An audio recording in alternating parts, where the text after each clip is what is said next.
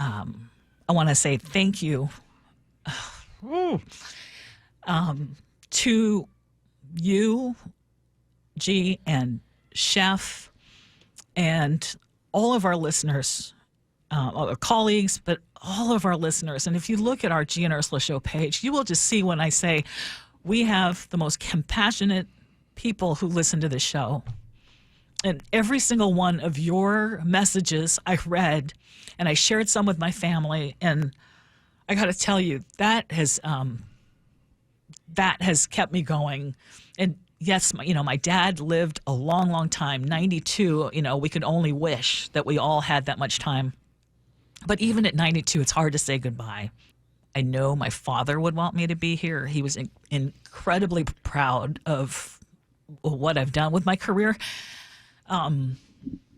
There was someone, so when you're in like an assisted living center, and if you have to go to the hospital, and my dad had just had a lot of health crises. TriMed is like a cabulance. It's a way to get to the hospital. And one of the TriMed drivers actually wrote on our Facebook page that he had a chance to transport my dad one of the times. And, my dad was asking, do you know my daughter? Do you listen? Because I think he was listening to KIRO. And he was just really proud. So it's an honor for me to be doing the show, and I know he'd want me to. And so that's why I'm here. And it's what I know. And it's what I feel comfortable doing. Yeah. We love you, Ursula. Thank you. I mean, you guys, I cry too much. But anyway, thank you for letting me share. And you guys, those of you who have listened to the show for a long time, you've heard my dad. My dad loves news.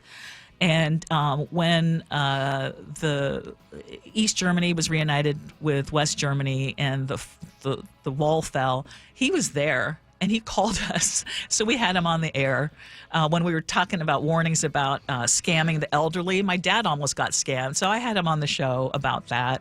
During the pandemic, he was in a nursing home, which, it was very difficult for people who had loved ones in assisted living centers to have contact, because that was one of the first places that were shut. And so we had a chance to talk to him, and so many of our listeners wrote messages to him and to people who live with him. And I just want to say thank you. He knew he was loved, and I just thank you for letting me talk about him. No doubt. Appreciate you, Ursula. Yikes. No, I'm going to have to compose myself for the next segment.